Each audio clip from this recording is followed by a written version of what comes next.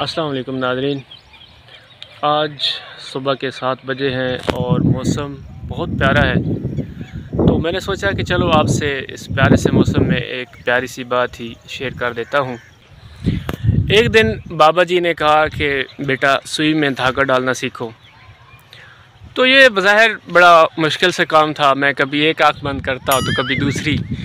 आखिरकार मैंने वो धागा डाल लिया। तो मैंने बाबा जी से कहा कि अब इसका क्या फ़ायदा। तो कहने लगे बेटा इसका फ़ायदा ये है कि तुम लोगों के फटे हुए लिबास सी सकोगे, लोगों की पगड़ियाँ सी सकोगे। जब तक तुम्हें अपना लिबास सीना नहीं आएगा तुम लोगों को कैसे सी सकोगे। तो ये सुई धागे का फ़न आना चाहिए।